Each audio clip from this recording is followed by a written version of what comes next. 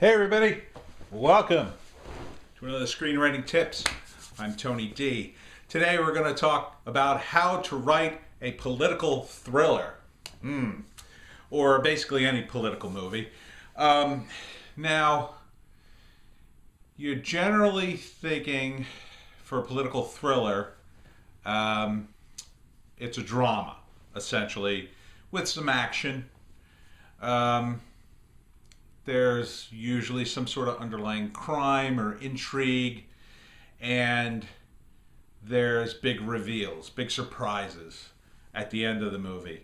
But it's really tough to write political thrillers now. Back in the 80s and prior to that, it was a lot easier because, and this is the same problem with the James Bond movies I talked about in the James Bond video, during the Cold War, it was really easy to know who the enemy was. The enemy was the Soviet Union, all the communists. You could throw in China. You could throw in, Cuba and places like that. Anybody who is a communist, they're the bad guy. Everybody else in the West is the good guy. It's pretty straightforward. Not so much anymore. Part of the problem is in Hollywood. And you could Google this. I don't have time to get into it. Maybe another video where I've had time to research it. But there is a real connection between the military and Hollywood.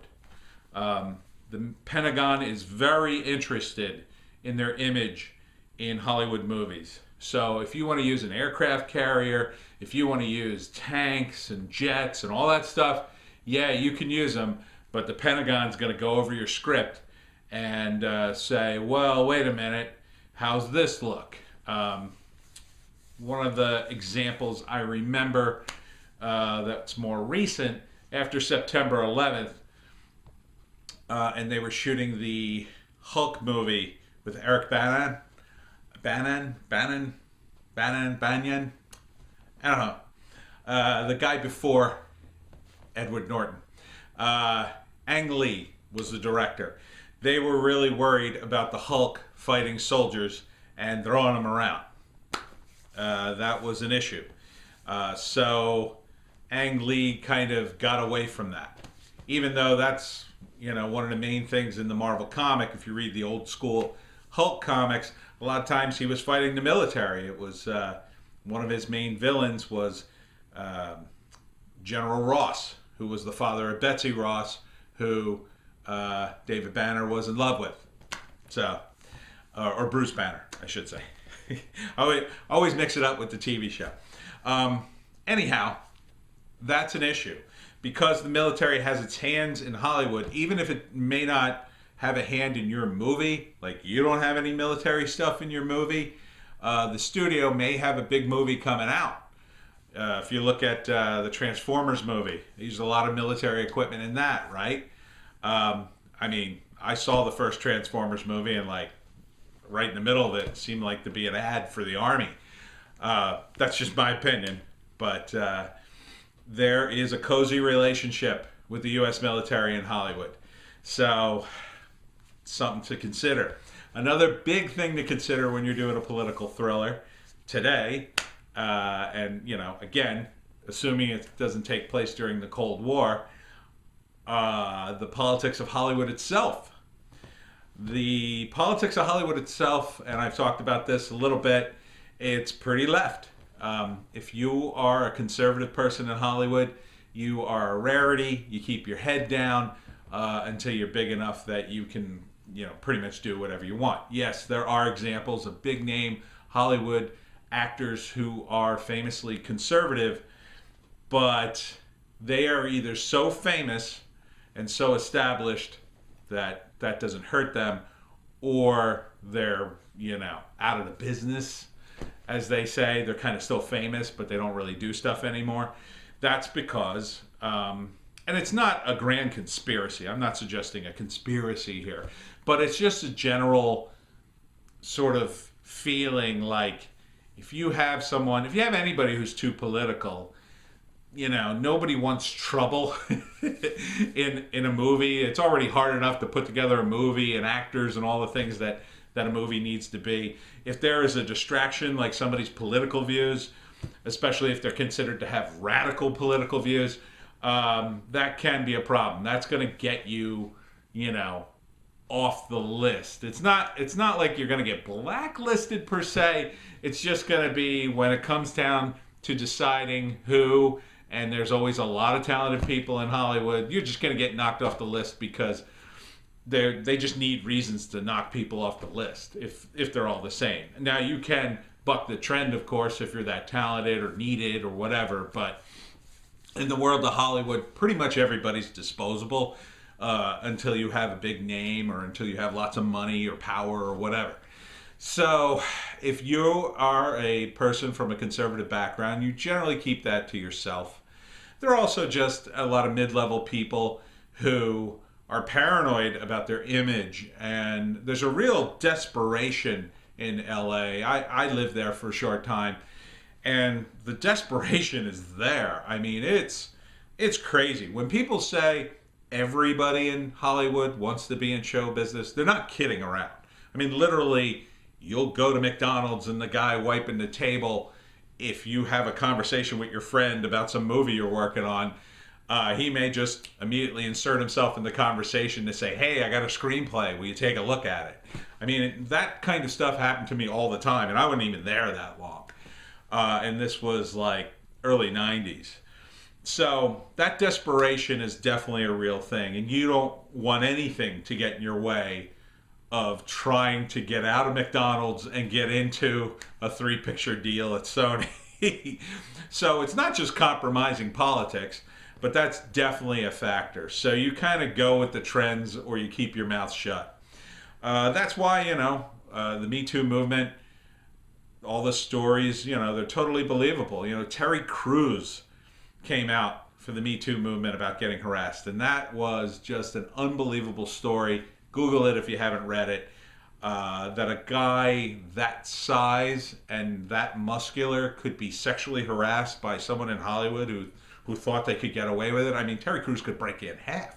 I mean, the guy's he's huge. So, but I digress. So the political part. So that's all the hurdles you got to overcome. And then on top of all that, you have to come up with a compelling reason for the thriller to happen, right? So, it pushes you into making people on the left side of the political divide the good guys all the time, because you look at a TV show like The West Wing, it's kind of like a lot of people in Hollywood's dream version of what the president should be and do, and the quote unquote real politics. The thing about it is, and I always look at it this way, conservative politics dominated the landscape prior to the early 60s and back for a long time. I couldn't pinpoint exactly at what point it was more progressive, but definitely for like 50 some odd years, it was very conservative overall. And there were excesses because, when you're in power, the people in power tend to go too far. It's just a natural thing that humans do. They keep pushing their luck until somebody stops them, or until they hit a wall or just do something terrible and everybody calls them out on it. So the conservatives had dominated the landscape for a long time in a lot of ways culturally. And then in the 60s, things changed, and it was the progressive struggle. And I was born right around the time that just started, right in 66. So by the time I was starting to be aware of things in the 70s, I could see that, progressivism, liberals, Democrats, they were on the upswing. They were winning, and they were fighting, and they were always the good guys. The evil Republicans, they were always the bad guys. Now in the 80s, there was some pushback, right? In the 80s, it was like, this is going a little too far, and we got to get it back to old-timey values or whatever.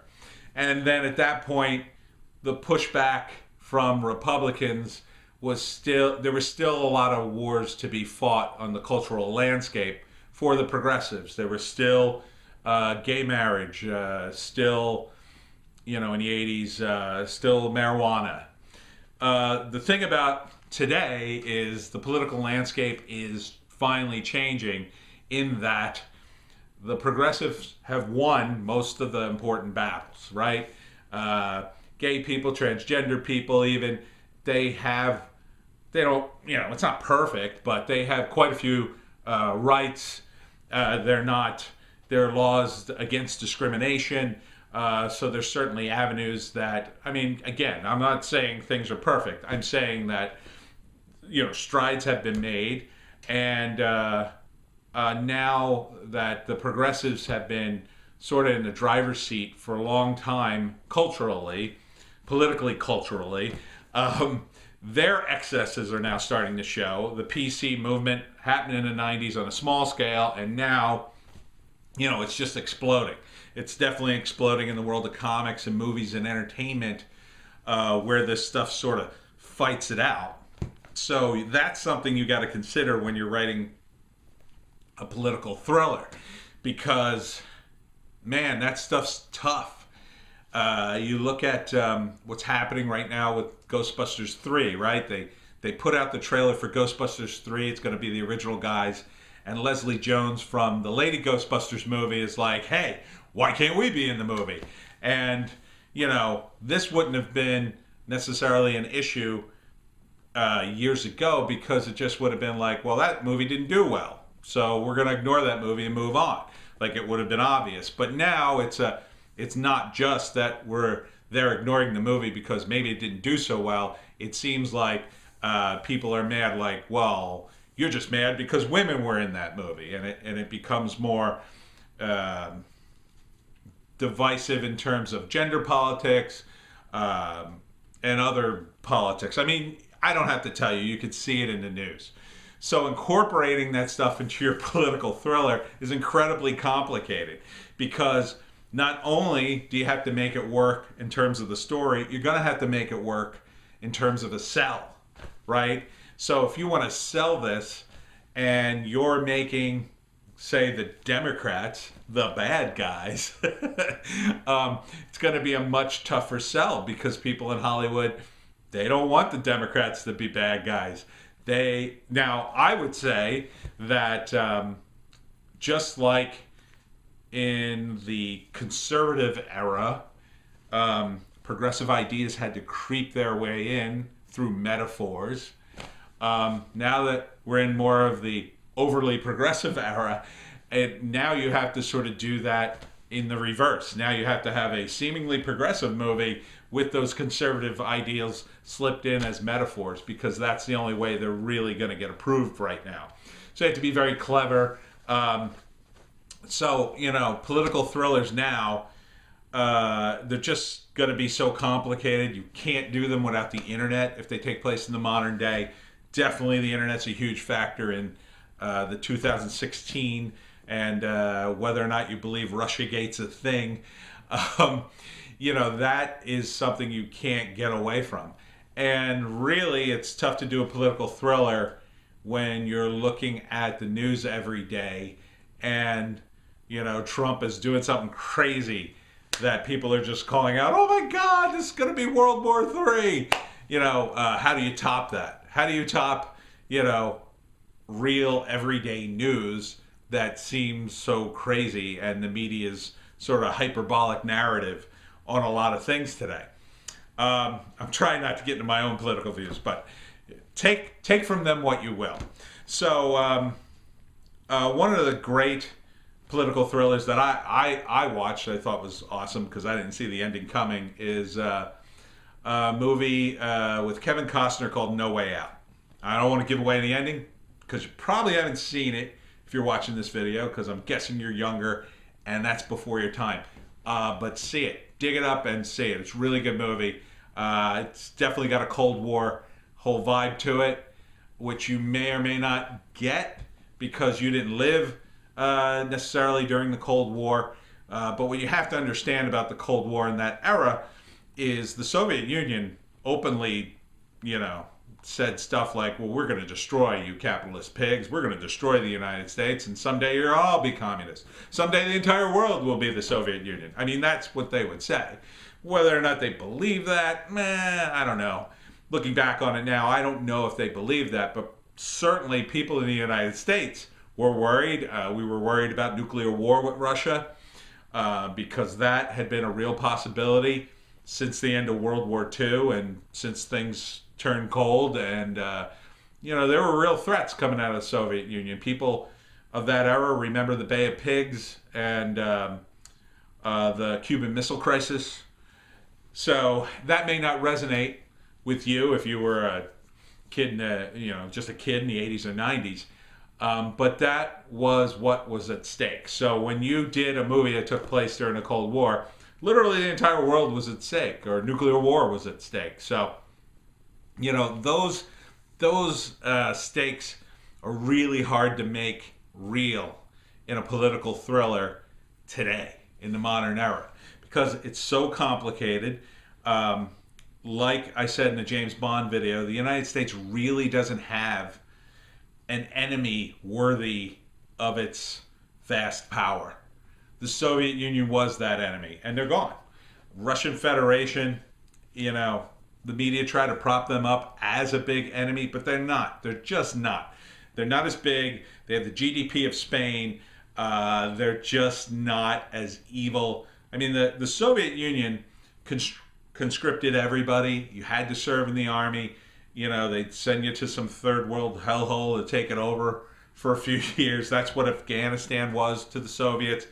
That was their Vietnam. They took over Afghanistan, and then everybody tried to shoot them, and we funneled money to the guerrillas. So, it's really tough to make a political thriller when the good guys are supposed to be Americans. Now, if you make the bad guys Americans and you set it in a foreign country, then you got something to play with, because then it can be that the Americans, man, they're powerful, and if you cross them, man, they're going to lower the boom.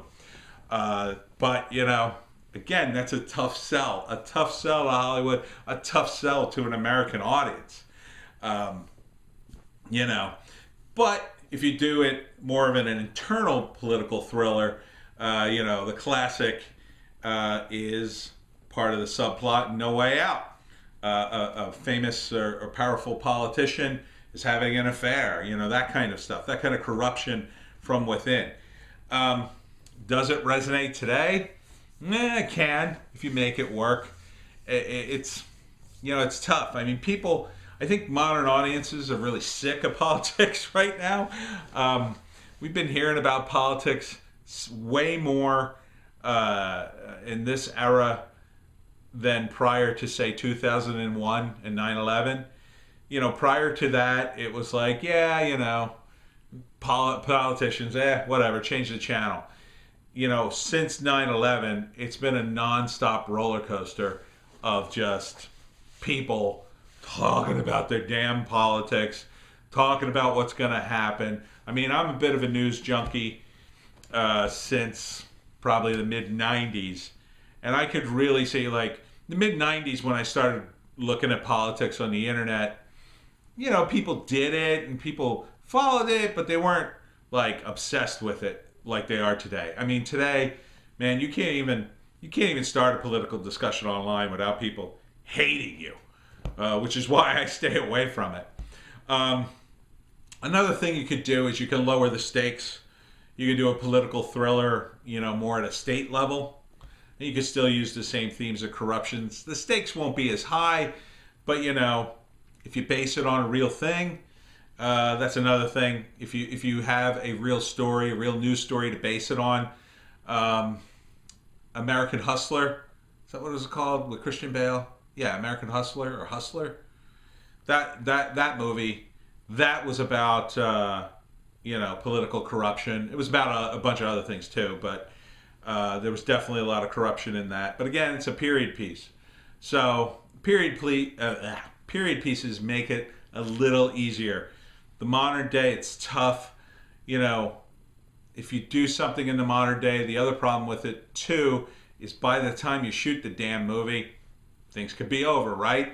So if you start working on a screenplay and your main character is obviously a Donald Trump, and he's, it's about his corruption in his reelection campaign, let's say, and you get that thing written, and then you're trying to sell it, and maybe get lucky and they buy it and start shooting it in 2020, and then he loses the election.